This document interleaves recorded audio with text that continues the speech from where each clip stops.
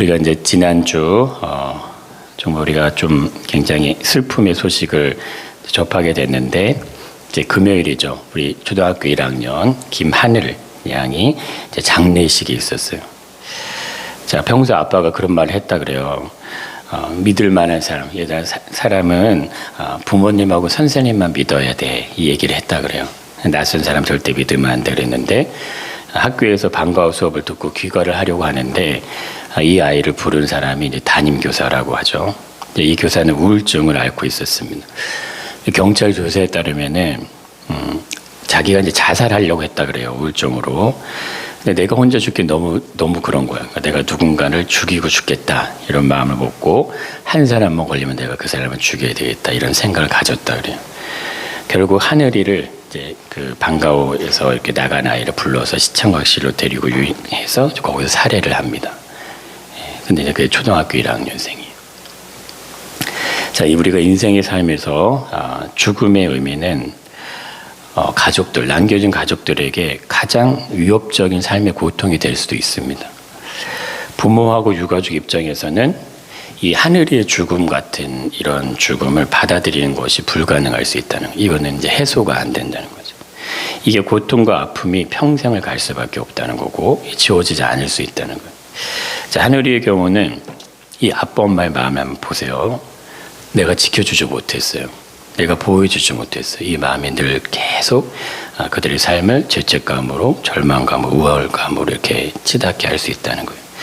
이 슬픔과 아픔이 크면, 이게 굉장히 커버리면 현실의 삶을 송두리째 집어삼킬 수 있습니다. 그런 경우들 있잖아요.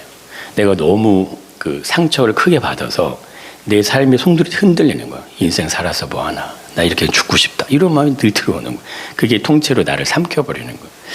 그 일이 내 삶을 이제 지배하는 거예요. 나는 오늘을 살아갈 수 있는 시간도 있고 건강도 있고 물질도 있는데 아무 소용이 없어요. 내 상처가 너무 크다 보니까. 자, 이러한 아픔과 슬픔이 있는 분들에 대해서는 항상 공감해 주셔야 됩니다.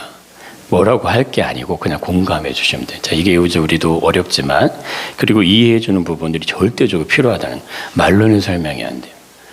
1학년에 만약에 이 아이가 다른 교통사고가 났다, 또 다른 얘기지만 그게 아니잖아요. 학교에서 선생님에게 그렇게 됐다, 이거는 씻을 수 없는 트라우마가 되죠. 근데 보세요. 만약에 이 하늘이가 죽음에서 살아 돌아온다면 어떻게 될까요? 이건 있을 수 없는 일입니다. 불가능하죠. 가능하지 않으니 아무도 이걸 기대하지 않습니다. 자, 근데 오늘 이 본문의 내용이 그런 거라는 거예요. 이미 장례가 됐고 시체는 부패 있다고 설명해요. 근데 그랬던 이 사람이 살아났어요. 살아났어요. 세상에 있을 수 없고 누구도 가능하다 얘기하지 않아요. 그래서 아무도 기대하지 않아요. 근데 이게 실제로 일어났다는 거예요. 이것이. 오빠를 살려낸 분이 다시 집에 왔습니다. 그럼 그 가족들의 기쁨이 얼마나 클까요? 그 가족, 말할 수 없는 기쁨이죠. 이때 마리아가 이 예수님에 대한 마음을 행동으로 옮겨요. 이게 그냥 기쁨으로 그냥 있는 게 아니잖아요. 그래서 잔치를 벌였다는 표현이 일반적인 표현이 아니에요. 정말 잔치를 벌였어요. 근데 이 마리아가 어떻게 하냐면은 지극히 비싼 향유를 꺼내와요. 향유. 그러니까 그 당시만 해도, 지금은 금의 가치가 굉장히 우리한테 소중하지만 이 향유라는 가치가 너무너무 귀한 건데 이걸 꺼내옵니다. 그리고 이 예수님이 이렇게 딱 앉아 계시고 제자들과 자신의 오라버니 이렇게 앉아 있는데, 마리아가 예수님의 발에다 향유를 부어요. 그리고 자신의 머리카락으로 그 예수님 발을 닦습니다. 이 마리아의 마음 아시겠죠? 이 마음. 근데 아마도 그 순간에는요, 아무런 소리가 들리지 않았어요. 그 순간에, 마리아가 그 행동을 하는 순간에 모든 사람들의 표정은 그냥 일시 정지하면 좀 다 멈췄을 거예요. 그냥 딱 멈춘 상황에서 마리아의 행동만 딱 이어져요. 근데 이때 가룟 유다라는 이 제자가 말을 합니다. 무엇이라고 말했을까요? 어찌하여 이 향유를 허비하느냐, 이렇게 얘기하는 거예요. 뭐라고 얘기한다고요? 이걸 왜 허비해? 이 얘기를 한다는 거예요. 아까 우리가 봤던 것처럼 동감하고 공유해주는 마음이 아니고 뭐예요? 상대를 공격하는 거죠. 그렇잖아요. 상대의 아픔을 공격하는 게 될 수 있어요. 가룟 유다의 이 발언을 쉽게 넘길 게 아니라는 것을 오늘 말씀을 통해 우리가 한번 보려고 합니다. 예수님을 위해 준비된 잔치는 즉흥적인 게 아니에요. 그냥 예수님이 오시니까 그게 아니에요. 준비한 거예요. 다시 예수님 오기를 기대하고 준비해서 잔치를 벌이는 거예요. 지금 생각해 보세요. 지금 우리가 뉴스를 통해 들었던 우리 하늘양의 이 아픔 소식에 대해서 많은 분들이 아파했어요. 근데 마찬가지로 베다니에서 일어난 이 나사로가 살아난 사건은 엄청난 뉴스가 아닐 수 없어요. 모든 사람들이 에이 그런 일이 있겠어? 거짓말이야. 그건 다 꾸며낸 얘기. 이렇게 얘기할 수밖에 없는 거죠. 베다니에 살았던 당시 사람들도 이 나사로 소식 때문에요. 다 막 서로가 나뉘는 거야. 맞아, 틀려, 아니야, 그런 일 없어, 막 이렇게. 나사로는 분명히 죽었어요. 그걸 확인했어요. 그 자리에 있는 사람. 무덤에 들어갔어요. 장사 지낸 사람들이 있잖아요. 묻혔다는 사실을 모두가 봤어요. 그때 부인할 수 없어요. 나사로는 죽었어. 죽은 거 부인할 수 없어. 근데 무덤 문이 이렇게 열렸어요. 예수님이 돌을 옮겨놓고 열렸어요. 그런데 나사로가 분대를 감은 채로 그냥 진짜 살아나왔어요. 이걸 현장에서 사람들이 눈으로 직접 봤어요. 그러니까 이거는 뭐라고 이렇게 얘기할 수가 없어요. 내가 직접 봤는데 뭔 말을 하겠어요. 그것을 확인했던 수많은 사람들이 예수님이 다시 온다고 하니까 어떻게 하겠어요? 다시 모이죠. 다시 모여요. 나사로의 소식을 들은 사람들이 다시 모여. 누구도 보고 싶어요? 나사로도 보고 싶겠죠. 나사로가 살아났다고 하는 이게 말이 안 되는 일이 일어났는데 엄청난 사람들이 모입니다. 그러면 그 마을이 모든 사람들이 잔치가 될 정도로 그런 일이 벌어졌어요. 그래서 9절에서 이렇게 설명해 주죠. 유대인의 큰 무리가 예수가 거기 계신 줄 알고 몰려들어요. 근데 예수만 보고 싶을 거 아니에요. 죽은 나사로도 보고 싶은 거예요. 이게 진짜야? 진짜 나사로가 살아났어? 죽은 건 사실이니까, 부인할 수 없는 사실이니까 본다는 거예요. 자, 그렇다면 이 마리아가 준비한 지극히 비싼 향유는 그냥 집에 그냥 보관해놨던, 그러다가 예수님 오니까 확 부어드린 그게 아니라는 거예요. 이건 준비된 거예요. 예수님이 오시면 내가 이걸 부어드려야지. 준비한 거예요. 오빠의 죽음은 동생에게는 이 현실의 삶, 보세요. 오빠가 죽었어요. 지금 같은 세상이 또 아니잖아요. 예전에 우리 왜 부모가 누구 죽으면 그 산소 옆에서 며칠을 자고 이렇게 막 했잖아요. 우리 유교적인 모습으로 생각하셔도 이 삶은 고통일 수밖에 없어요. 특별히 유대 민족에게 남자가 없다는 거, 여자들끼리 살아가야 된다는 거, 상처로 남을 수밖에 없어요. 희망이 없어져요. 그랬던 오빠가 어떻게 해요? 다시 살아나는 거예요. 근데 죽음 앞에서는 이들의 모습을 보세요. 죽음 앞에서 아무것도 할 수가 없어요. 오빠가 죽어가는데 그냥 예수님께 소식만 전했을 뿐이에요. 그거 위해서는 할 게 없다, 이거. 이들이 알았잖아요. 이제 끝이구나. 우리도 직감하잖아요. 이제 끝났구나. 다 끝났구나. 그래서 절망이 찾아오는 거거든요. 그냥 산소 호흡기라도 꽂고 있으면은 의식적으로도 절망을 이게 그냥 끊지 않아요. 끊고 싶지 않은 거죠. 내가 너무 이걸 끊어버리면 내가 큰 절망이니까. 근데 그것이 죽음으로 띠 하고 가면은 그때는 이제 정말 슬픔이 몰려오죠. 더 이상 나사로 오빠를 볼 수 없을 것이라는 걸 그냥 확신하죠. 그럼 어떻게 합니까? 모든 걸 다 포기해요. 포기할 수밖에 없잖아요. 끝난 건데. 그런데 무덤에 살아났다, 이거예요. 예수님의 발에 향유를 부어드려요. 자신의 머리카락으로 예수님의 발을 직접 닦아드려요. 이게 즉흥적이지 않다, 이거예요. 그냥 우발적으로 예수님 오셨으니까가 아니고 철저하게 준비된 거예요. 왜 향유를 붓는데 그걸 예수님의 자신의 머리카락으로 닦았을까요? 그거 갖고 안 되는 거예요. 마리아의 마음에. 이 향유 가지고 안 되는 거예요. 예수님이 우리에게 행해 주신 그 은혜가 안 되는. 그래서 자신의 머리카락으로 다시 그걸 닦아드려요. 이 사건은 마리아의 인생을 바꿔놓습니다. 지금 이 하늘이의 부모님의 인생도 이 하늘이 사건으로 바뀌겠죠. 그게 긍정으로 갈 수 있기를 우리도 응원하고 중보합니다. 부정으로 가면 안 돼요. 할아버지가 목사님이셨다 그래요. 하늘이 할아버지가 죽음에서 살아난 나사로보다 누가 더 큰 충격을 받았을까요? 마리아 마르다예요. 동생들이 더 큰 충격을 받습니다. 마리아는 최고의 꽃을 준비해요. 이게 그냥 지극히 비싼 향유라고 하지만 이게 물론 값으로 이게 칠 수 있는 내용이 나오지만 이건 값으로 비교되는 게 아니에요. 이걸 그냥 쏟아 부어줘. 왜? 최선의 방법으로 예수님을 섬깁니다. 근데 이것이 어쩌면 당연한 모습일 수 있죠. 만약에 예수님이 없었으면 나사로는 살아날 수 없어요. 다 아는 사실이잖아요. 예수님이 아니었다면 그냥 시체로 무덤에서 썩고 있을 수밖에 없다 이거예요. 그럼 가족에게 남는 건 뭐예요? 슬픔이고 좌절이고 고통이고 우울감밖에 안 남아요. 근데 그것이 다 사라져 있어요. 그것이 없어요. 오빠가 존재하다 보니까. 이게 사람의 힘이 진짜 뭘로 표현할 수 없는 영광이죠. 굉장히 대단한 겁니다. 내 마음을 알아주고 나와 같이 할 수 있는 어떤 공감대를 형성할 수 있는 사람이 있냐 없냐에 따라서 인생이 완전히 바뀌죠. 그게 원래 정상적인 거예요. 그게. 오빠가 살아난 것을 본 이후로 마리아의 마음은요, 이 말로 형용이 안 돼요. 그 감격이라는, 표현할 수 없는 감격이 자리하고 있어요.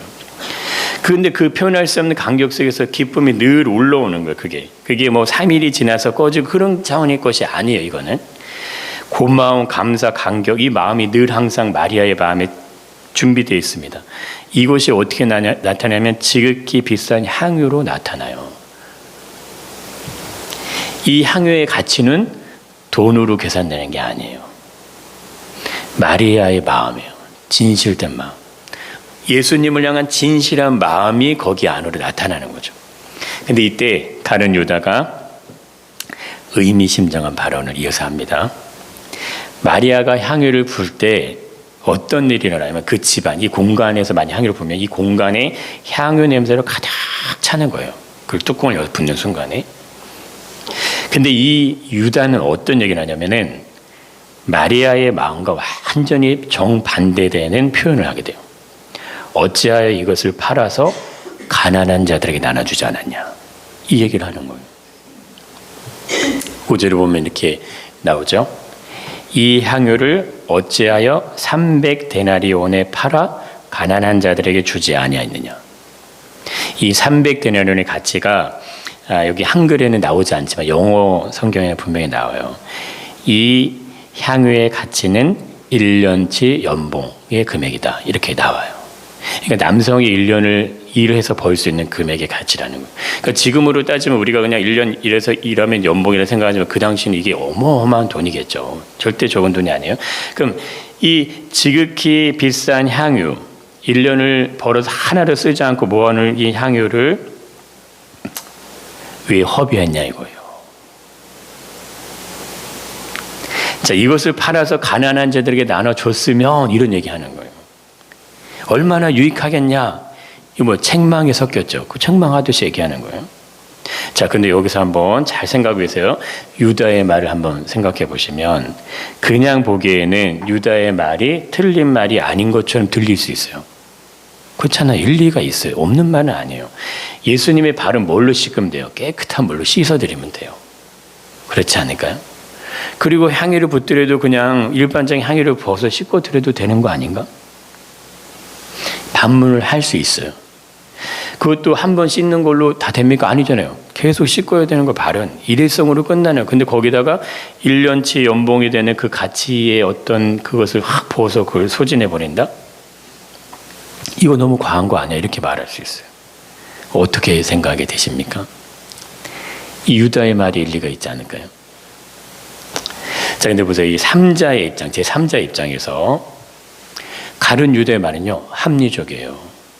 그렇지 않을까요? 그렇지. 이거를 그냥 쏟아버리면 다 없어지는데, 이거 팔면은 이게 얼마냐, 이게. 만약에 이게 3천만 원의 가치가 있다고 하면, 이게 얼마냐고, 이게. 이걸 가난한 자에게 나눠준다고 생각해 보세요. 그럼 얼마나 그들에게 용기가 되고 힘이 되고 먹을 걸 먹고 배부를 수 있냐, 이거예요. 근데 이걸 한번 돌려보세요. 당사자 입장으로. 이 향유를 준비하면서 예수님을 기다렸던 당사자의 마음 한번 생각해 보세요. 내 오라버니가 죽음의 자리에 들어가서 이제 모든 게 끝났구나. 절망과 고통 가운데 눈물을 흘렸던 그 마리아. 근데 그것이 바뀌었어요. 근데 가룟 유다는 뭐하고 상관없어요? 지극히 비싼 향유하고는 아무 상관이 없어요.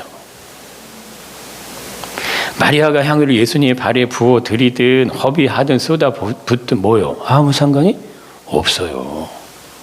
그럼 누구의 선택이요? 마리아의 선택이죠. 마리아의 것이니까. 그냥 주권들 내가 하고 싶은 대로 하는 거예요. 마리아의 것, 유다의 것이 아니라 이겁니다. 그가 300데나리온의 그 향의 가치를 가졌던 3,000데나리온의 가치를 가졌던 유다는 아무 상관없어요. 자기하고는 상관이 없는 거예요. 그런데 왜 마리아의 행동에 대해서 책망을 하는 거냐 이거예요. 마치 자기가 심판장이 된 것처럼. 무엇 때문에 이 말을 했을까요? 그 의도가 있어요. 6절에서 이걸 설명해 줍니다.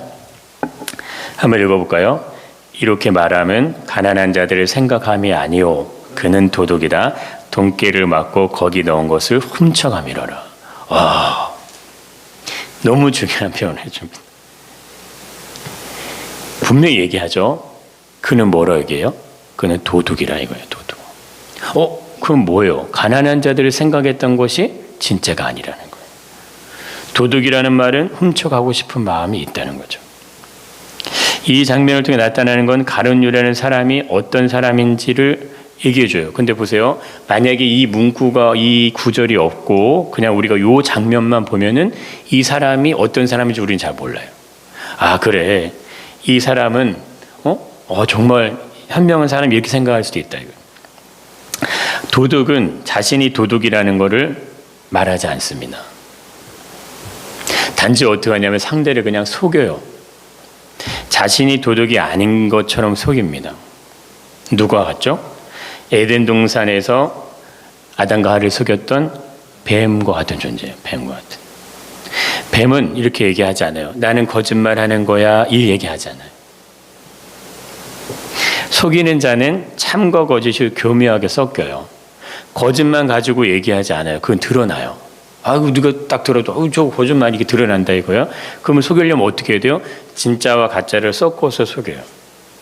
자신이 도둑인데 내가 그 향유를 훔치고 싶은 마음이 있어요. 그걸 내가 갖고 싶은 마음이 있어요. 근데 그 속내를 드러내지 않아요. 대신에 뭘 얘기합니까? 가난한 자들을 끄집어 와요. 그리고 자신이 하는 말이 정당한 것처럼 이렇게 포장을 딱 해요. 본심은 가난한 자들에겐 관심이 없다는 거예요.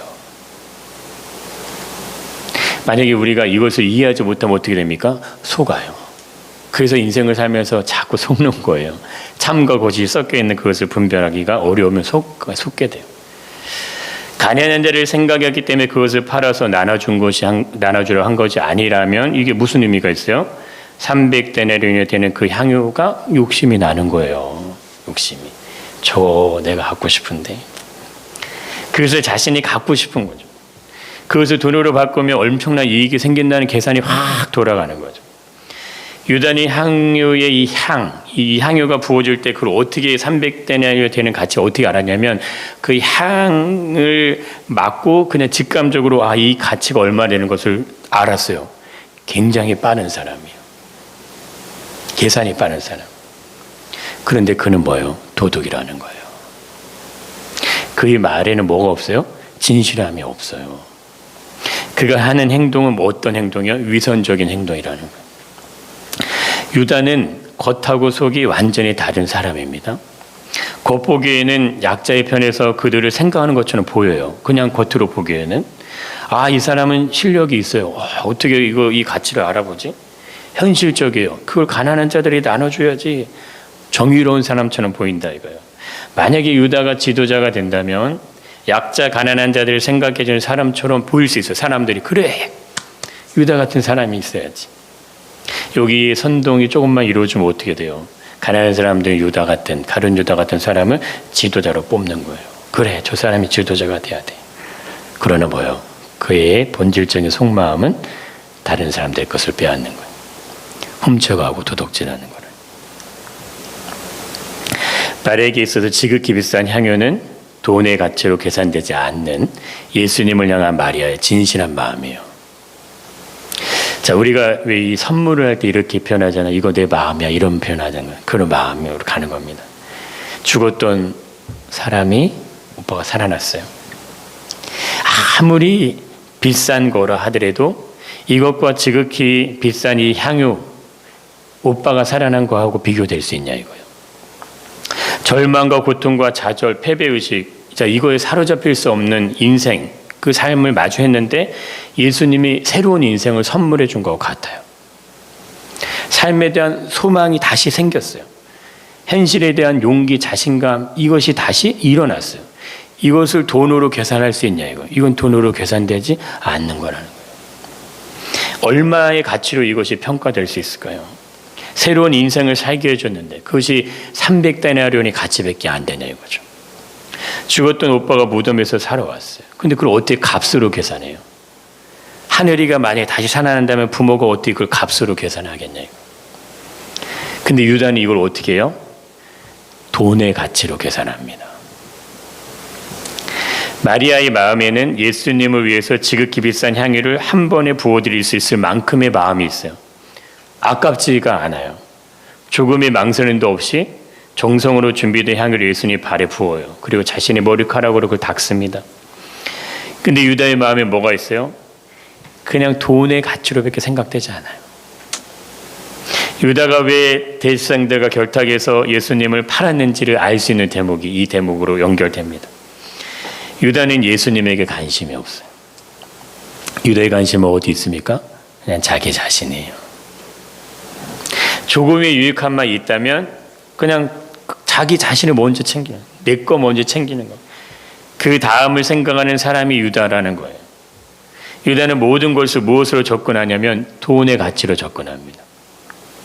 오늘날 우리가 살아가는 이 세상이 이 빠져있는 이 위험이 이제 이거예요. 모든 걸 뭘로 계산해요? 그냥 돈의 가치로, 돈의 가치로. 다 돈의 가치로 계산합니다. 자신에게 유익한 게 뭐냐? 이걸 따라가요. 돈의 가치로 인생을 접근하면 어떻게 되냐면, 자, 이렇게 됩니다. 사람보다 뭐가 우선이 돼요? 돈이 우선이 돼요. 이게 굉장히 중요한 거예요. 사람보다 뭐가 우선이 되냐면 돈이 우선이 된다는 거예요. 권력을 잡으려고 하는 사람들이, 자, 권력을 얻고자 하는 이유가 뭘까요? 결국에는 돈 때문에 그래요. 이 돈이라는 건 단순히 우리 우리 가지고 있는 돈 이 의미보다 그냥 큰 걸로 본다면 이 돈 때문에 권력을 얻고자 하는 거예요. 왜? 이걸 얻으면 뭐가 생겨요? 이것이 생기니까. 자신의 욕망을 채울 수 있기 때문에 더 이것을 얻고자 한다 이거예요. 더 높은 권력에 자꾸 올려가려고 한다 이거죠. 자, 명예를 가지려고 뭐 합니까? 예, 부정한 돈을 사용하게 돼요. 부정한 사람, 부정직한 사람들에게 명예가 따라와요, 안 따라와요. 이걸 뭘로 사요? 돈으로 사요, 돈으로. 내 명예를 돈으로 산다 이거예요. 권위보다는 뭐를 쫓아요? 사람들은 다 돈을 쫓습니다. 권위라는 게 있잖아요. 아, 이 사람이 공정한 재판관이구나. 이 사람 훌륭한 인격자. 이런 권위가 있죠. 이거 다 무시. 뭐가 더 중요하니까? 이 돈이 더 중요하니까. 그러니까 권위보다 더 중요한 거예요. 왜냐하면 권위 또한 돈으로 살 수 있어요. 그렇게 생각하는 거예요, 사람들. 오늘날 이와 같은 사람들이 누굴까요? 대한민국을 위기로 집어넣는 사람들이 이런 사람들. 근데 보세요. 왜 이런 일이 일어났겠어요? 오늘날 지금 같은 우리나라의 현실이. 우리도 모르게 다 우리가 이렇게 가고 있다는 거예요. 우리에게는 권력, 명예, 권위는 없을 수도 있어요. 그러나 뭐예요? 우리가 사람보다 돈을 더 우선시하고 살고 있지 않은가. 이들의 마음에는 보세요. 이런 걸 쫓아가는 사람들의 마음에는 누가 없어요? 국민이 없어요. 국가 없습니다. 어떤 마음만 있어요? 오로지 자신의 유익에 대한 것만 있는 거예요. 그래서 지금 이 나라가 이렇게 엄청난 위기 가운데 있게 되는 거예요. 사람보다 돈이 먼저인 사람들이 정치를 하고 정권을 잡으면 이 사람들이 나라의 지도자가 되면 나라가 어떻게 되겠냐 이거예요. 이 사람들에게는 진실함이라는 게 없어요. 그럼 어떻게 됩니까? 속이는 거죠. 빼앗는 거, 이용하는 것뿐이 안 돼요. 감사, 고마움, 기쁨, 감격 이게 없어요. 왜? 그 사람들의 생각은 오로지 다 돈의 가치로만 생각을 하는 거예요. 이들은 사람들을 이용해서 자신의 욕심을 채웁니다. 지금 우리나라에 벌어진 일이에요. 사람들은 자신의 유익함을 자신의 유익함을 그냥 수단에 불과한 거예요. 그냥 좋으면 데려다 썼다가 안 좋으면 그냥 확 버려버리는 그런 수단처럼 사용한다 이거예요. 유다가 예수님을 따랐던 이유가 그거잖아요. 뭔가 유익할 것 같아요. 뭔가 나에게 도움이 될 것 같아요. 뭔가 나에게 큰 걸 해줄 것 같아요. 근데 그것이 아니라는 것을 알고 나니까 어떻게 합니까? 그냥 예수님을 떠나지 않죠. 돈을 받고 예수를 팔아요. 만약 이 유다와 같은 사람이 지도자가 되면 어떻게 되겠어요? 나라가 팔려나가겠죠. 양심의 가책이라는 건 없는 겁니다. 권력을 휘둘러요. 이거 어떻게 합니까? 자신의 뜻과 반대되는 사람을 우선은 다 무력으로 굴복시켜요. 자신의 뜻에 부합한 사람들에게만 혜택을 줘요. 그럼 어떻게 해요? 절대 권력을 가진 그 권력 앞에 다 무릎을 꿇어야 되겠죠. 그렇지 않으면은 살아남지 못하니까. 그래서 그 일들이 지금 일어나고 있고 그 일을 막으려고 계엄이라는 것을 선포하게 돼요. 그런데 보세요. 그들의 뒷면에는 뭐가 있어요? 도둑질하는 마음이 있는 거예요. 명예를 잃어버려도 돈이 된다면 상관하지 않아요. 이들은 돈으로 명예를 사는 사람들이기 때문에 권위를 통해서 도둑질하는 사람들이에요. 우리가 이런 말 있잖아요. 죄는 미워해도 사람은 미워하지 말라. 자, 유다처럼 계산이 빠르고 행동이 빠르고 언변도 훌륭하죠. 재능이 뛰어난 사람들이 너무나 많다 이거예요. 그런데 너무 안타까운 것이 그들이 벗어날 수 없는 치명적인 한계, 그게 뭐예요? 그들은 도둑이다라는 거예요. 이 나라를 위험으로 몰고 가고 있는 이들이 누구예요? 유다와 같은 사람들. 사람이 부족하지 않을 수는 없어요. 실수하지 않을 수도 없습니다. 인생을 살면서 실패하지 않을 수도 없어요. 이거 다 일어나요. 그러나 적어도 누군가를 이끌어갈 사람이 되려면은 부족함, 실수, 실패가 정직하고 공정하고 올바른 범위 안에서 나타날 수 있어야 돼요. 자, 이걸 다르게 표현하면은 그 안에 진실함이 있어야 돼요. 이게 왜 중요하냐면 사람들에게 표를 얻으려면 자신이 나쁘다는 사실을 뭐 해야 돼요? 숨겨야 돼요. 나 도둑놈이야. 이렇게 드러내면 누가 좋아하겠어요? 나쁜 건 감추고 뭐합니까? 좋은 것만 보이도록 자꾸 포장을 해야 되죠. 그러니까 왜냐하면 국민들 중 누구도 도둑은 원치 않아요. 고양이에게 생선을 맡길 국민은 아무도 없어요. 그거를 이 대통령이 언급한 반국가 세력이라는 사람들이 너무나 잘 알고 있습니다. 그런데 자신들은 진실하지 않아요. 그럼 어떻게 해야 되겠어요? 진실하지 않으면 국민을 속일 수밖에 없어요. 속여서라도 자신들이 의롭다는 걸 막 포장해야 돼요. 그럼 국민이 속으면 누가 속아요? 나라가 속아요. 나라가 속으면 그 나라의 미래는 없는 겁니다. 결국 어떻게 될까요? 홍콩과 같은 나라가 될 수밖에 없어요. 속임수는 속임수를 만들어가요. 속여야 하기 때문에 어떻게 합니까? 당장에 이득이 될 만한 것을 가지고 막 유혹하는 거예요. 나라 경제가 너무 어려우니까 전 국민에게 25만 원씩 나눠주죠. 근데 보세요. 이게 정말 국민을 걱정해서 이런 내용이 나오는 거냐? 그게 아니라는 거예요. 유다와 동일한 거예요. 국민에 대한 생각이 아예 없는 거예요. 오로지 자신의 유익을 위해서 국민을 이용하는 겁니다. 민주당이 거짓된 선동 회유를 만들어가는 거, 그래서 멈출 수가 없는 거예요. 왜? 자신들의 지지율이 떨어지고 자신들이 미는 사람의 어떤 지지율이 자꾸 떨어지면 어떻게 해야 돼요? 자꾸 뭔가를 해야 돼요. 지지율을 끌어올리기 위해서. 그럼 자꾸 선동을 할 수밖에 없는 거예요. 부정직한 지도자는 부정의 의미를 긍정으로 바꾸기 위해서 자신을 의인처럼 만들어갑니다. 이게 무섭다는 거예요. 이게. 깨어나지 않으면 그게 맞는 건지 알아요. 이게 옳은 건지 알아요. 이게 정확하게 이해하지 못한 그렇다는 거예요. 유다와 같은 사람이 대통령이 되면 어떻게 됩니까? 도둑에게 곳간 창고를 맡기는 거예요. 곳간이 점점점 비어요. 다 텅텅 비어요. 평생을 쌓아서 모았던 곳간인데 그러고 난 다음에 보니까 다 비었어요. 그가 다스린 나라는 뭐예요? 도적의 나라가 될 수밖에 없죠. 정의, 공의, 법, 질서 이거는 필요 있어요? 없어요? 없어요. 왜? 자기는 정의롭지 않고 공의롭지 않고 법과 질서를 어겼어요. 그런데 그게 무슨 필요가 있겠습니까? 이걸 다 바꾸겠죠. 어떻게 바꾸면 자신이 원하는 법으로 바꿔요. 자신이 하고 싶은 공의, 정의로 나라를 바꿔버려요. 자신과 전혀 관계없는 사람들, 자신을 거부하는 사람들 다 처단하죠.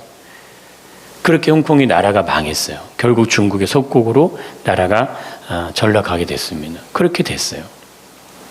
마리아와 같이 예수님을 향한 순전한 마음으로 지극히 비싼 향유를 부어드릴 수 있는 사람이 이 나라의 지도자가 된다면 어떨 것 같으세요?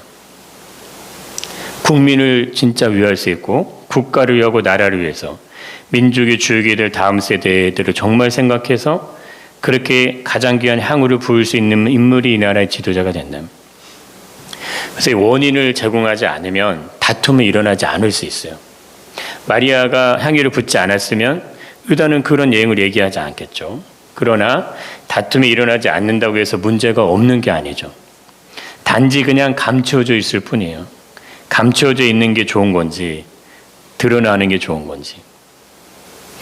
유다와 같은 사람이 내 주변에 있기를 원하십니까? 마리아와 같은 사람이 내 주변에 있기를 원하십니까? 우리는 다 원해요. 마리아와 같은 사람이 있기를.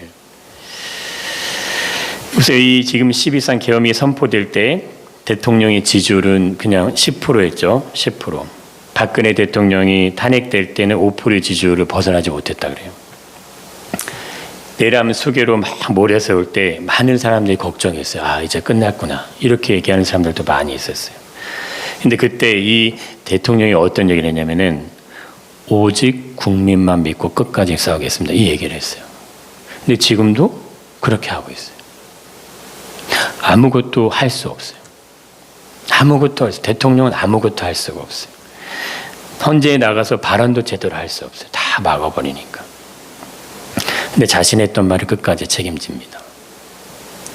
보세요. 무엇을 위해서 그렇게 할까요? 무엇을 위해서. 자기에게 유익한 건 아무것도 없어요. 모두가 다 자신을 공격하고 있어요. 사법부도 입법부도 다 자기를 공격하고 있어요. 지극히 비싼 향유보다 더 비싼 자신의 생명을 국가와 국민을 위해서 내던졌어요. 내 목숨을 내놓고 계엄을 선포했어요. 그러니까 누가 마리아의 모습이고 누가 가룟 유다의 모습이냐 이거예요. 마리아는 진정으로 예수님을 메시아로 사랑했습니다. 메시아. 근데 유다는 진정성 있게 예수님을 메시아로 받아들이지 않았어요. 나사로가 살아서 나왔는데도 그걸 자기가 받는데도 그걸 뭘로 계산합니까? 자기의 이익된 대로만 계산해요. 그래서 그 영광에 함께 참여할 수가 없는 거예요. 부활의 영광을 봤으면서 이렇게 부활의 영광이 있다는 걸 들었으면서도 자기가 직접 경험했지만 그것이 자기의 마음에 담기지 않아요. 자기 눈 안에 들어와지지가 않아요. 이 두 사람의 가치의 차이 무엇일까요? 똑같이 그 현장, 나사로가 살아나는 현장에 있었어요. 근데 무덤에 죽어있던 나사로가 살아나는 것을 다 똑같이 확인했어요. 근데 한 사람은 자신의 마음과 정성과 목숨을 다해서 메시아를 사랑하는 마음으로 그를 섬겨요. 근데 한 사람은 자신의 이득에 눈이 멀어서 예수님에게 전혀 관심이 없는 모습으로 흘러가요. 결국적으로 어떻게 해요? 유다는 예수님을 은30을 받고 팔아버리는 쪽으로 가고, 마리아는 자기의 생명보다 더 귀한 마음으로 예수님을 섬기는 쪽으로 간다 이거예요. 어떤 쪽으로 가기를 원하세요? 우리가 살아가는 이 땅의 모든 삶에서 이 어떤 우리가 살아가는 삶, 물질이라는 영역은 너무너무 소중해요. 귀해요. 엄청난 힘을 가지고 있습니다. 자, 그런데 예수님과 물질, 하나님의 나라와 내가 안고 있는 육신의 삶의 어떤 삶의 한계의 문제점, 문제들, 이게 뭐가 더 크냐 이거예요. 뭐가 더 우리에게 절대적인 영향을 주냐 이거예요. 마리아는 예수님이 자신의 삶의 절대적인 모든 영향력 안에 마리아는 들어가 있어요. 유다는 자신의 삶의 이익이 모든 삶을 좌지우지하고 있어요. 근데 그 안에는 속임이 있고 거짓이 있고 도둑질하는 마음들이 숨어 있다 이거예요. 예수님이 이 마리아의 행동에 대해서 아주 중요한 얘기를 해주십니다. 이렇게 얘기하시죠. 예수께서 이 유다의 말을 듣고 이렇게 얘기합니다. 그를 그냥 가만두라. 나의 장래할 날을 위해서 그것을 간직하게 하라. 책망할 수 있잖아요. 네 마음에는 도둑놈의 마음이 있구나. 이렇게 책망할 수도 있어요. 근데 그런 얘기 하지 않으세요. 그냥 아주 그냥 아무렇지도 않으지 그냥 가만둬. 나의 장래를 위해서 준비하게 그냥 둬. 마리의 행동은 예수님의 장례를 준비하는 것으로 연결되죠. 유다의 행동은 뭘로 연결됩니까? 은 30에 예수님을 팔아버리는 걸 연결돼요. 이게 우리의 인생의 걸음이 이 두 갈래길로 표현한다면 이렇게 흘러가는 길의 모습이 있을 수 있어요. 누가 좁은 길을 가는 사람이고 누가 많은 사람들의 길을 가는 사람인지 이 두 사람이 잘 보여줍니다. 여러분, 돈의 가치로 사람을 대하기 시작하면요, 인생의 모든 그 걸음은 그 가치대로 사라져요. 그 가치대로 느껴지고 그 가치대로 받아들여져요. 그러면 내가 보고 판단하고 생각하는 것도 다 모두 다 계산적인 가치로만 보여요. 그럼 어떤 마음이 사라져요? 진실함이 없어요. 예를 들어서 우리 엄마가 부유해요? 돈이 많아요? 그럼 자식들이 어떻게 합니까? 엄마. 뭐 며느리인데 자식이든 막 한다 이거. 근데 엄마에게 돈이 없어요. 엄마에게 가진 게 없어. 건강도 잃었어요. 그럼 어떻게 합니까? 예, 그냥 정말 어떻게 보면 그냥 뒷방에 이렇게 헌시장처럼 그렇게 간다 이거. 오늘날 그렇게 가죠? 오늘날 그렇게 흘러가. 왜 그래요? 예전에는 안 그랬잖아요. 옛날 말에도 그러지 않았어요. 왜 이런 일이 일어나요? 모든 것이 다 돈의 가치로 계산되는 세상 속에서 사람들의 마음에 진실함이 다 사라지고 있어요. 얼마나 귀해요, 내 부모가. 내 부모가 얼마나 소중해요. 그 소중하고 귀한 부모가 나를 낳았고 이제 노년이 돼서 힘이 없어. 그러면 지극정성으로 내 부모를 섬길 수밖에 없는 게 그게 정상적인 마음이에요. 우리가 아이들 키울 때 보세요. 우리 아이 얼마나 귀해요. 만약에 우리 아이가 그렇게 하늘이 같은 일이 벌어지면 어느 부모가 그걸 정상적으로 삶을 살겠어요? 누구도 살 수 없어요. 우리 선교사님 그때 우리 근원이가 이렇게 여기 찢어졌다 그랬나요? 이렇게 어렸을 때 그때 아주 그냥 아픔이 느껴져. 그럴 수밖에 없어요. 만약에 진짜 피가 꼴꼴 쫓아가서 그 사람을 나도 죽이고 싶은 마음이 왜 안 들겠냐 이거예요. 이게 돈의 가치로 가는 게 아니에요. 그거는 뭘로 가야 돼요? 사람의 가치로 가셔야 돼요. 사람으로 가는 거예요. 사람으로. 마리아에게 예수님은 메시아지만 한 사람이죠. 그 사람의 가치에 옥합을 부어드리는 거예요. 그 머리털로 닦아드리는 거예요. 그분이 메시아이기 때문에 그만의 영광을 받으실 수 있는 분임을 아는 거예요. 그게 사람의 가치로. 돈의 가치는 불 수 없어요. 아까워서 할 수가 없어요. 그러나 그 영광에 참여할 수가 없는 거예요. 우리에게 하나님이 생명을 주시고 영원한 나라를 주시고 영생을 주신다면 그것이 얼마나 가치가 되겠어요. 우리가 살아가면서 천국에 들어갈 수 있는 티켓을 돈을 주고 사면 얼마를 주면 살 수 있겠냐고. 예수님의 생명의 가치만큼 돈을 내셔야 돼요. 천지 만물을 지으신 이 지구를 지으신 분에게 종이로 된 돈을 드린들 그게 그분의 생명을 살 수 있는 가치가 될 수가 없잖아요. 우리에게 영원한 생명을 주시기 위해서 예수님이 우리에게 생명을 주셨어요. 그래서 인생을 우리가 이 마주하는 삶의 현실을 살아가면서 외로움도 울감도 쓸쓸함도 왜 찾아와요? 내 마음을 알아주는 사람이 없다 이거예요. 나와 같이 공감해주는 사람들이 이전엔 있었어요. 그때는 괜찮았어요. 근데 홀로 고립이 돼요. 나 혼자 외로움의 어떤 이 방 안에 들어가 있는 것 같아요. 누구도 나를 이해해 주는 것 같지 않아요. 그러면 사람들은 어떻게 합니까? 자꾸 외로움의 시간 안에 들어가요. 그런데 돈이 없는 게 아니에요. 인생에 필요한 것들이 부족해서 그런 마음 느끼는 게 아니라. 근데 예전에 보세요. 이게 옛날 얘기를 하는 게 아니라 우리나라가 정말 힘들고 어려울 때 60년, 70년 이게 지나올 때 정말 우리 어르신들이 얘기하는 보릿길을 지나올 때 그때는 그냥 하루 먹이 끼니만 있어도 행복했잖아요. 그냥 오늘 하루를 건강하게 사는 것만으로도 감사했잖아요. 그런데 오늘같이 풍성하고 풍조하고 모든 게 다 준비된 이 시대 가운데 경제가 어렵다, 나라가 어렵다. 그러면 사람들은 막 코를 빼고 한탄하면서 한숨을 쉬면서 막 걱정한다 이거예요. 그 시대보다는 1000만 배 더 잘 살게 됐는데 사람들의 마음은 그때보다는 더 형격하게 더 외롭고 쓸쓸한 그 안에 들어가 있다 이거예요. 이게 어떻게 되냐? 세상이 거꾸로 가는 거예요. 유다의 마음처럼 흘러가는 거예요. 그럼 예수님께 관심이 갑니까? 안 가죠. 예수님을 사랑하게 됩니까? 사랑하지 않게 되죠. 돈의 가치를 자꾸 생각을 하면 그 인생의 많은 어려움들을 잊고 우리 안에 모든 이게 고민이 존재해요. 하지만 예수님께 집중하시길 축복합니다. 네, 정말 중요해요. 사람의 가치는요, 사랑으로 그 값을 지불할 수 있어요. 다른 걸로 안 돼요. 돈으로 안 돼요. 돈으로 안 돼요. 만약에 우리 하임이가 이렇게 위험에 처해가지고 그에게 어떤 게 있어요. 그럼 그걸 돈의 가치로 계산할 수 있어요? 아니요. 그냥 그건 사랑으로만. 그거 외에는 설명할 수 없어요. 그렇잖아요. 우리 자녀들 다. 예수님이 우리에게 그렇게 행해 주셨습니다.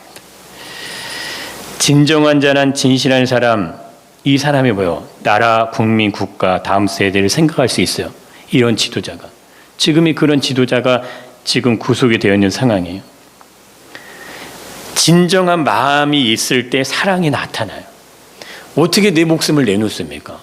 어떻게 내 생명을 걸고 그걸 합니까? 무엇이 유익하다고? 내가 사랑하니까. 내가 보니까 나는 이 나라를 너무너무 사랑해. 자유민주주의 대한민국이 너무 소중해. 내 목숨 내놓은 거예요. 마리아도 동일한 거예요.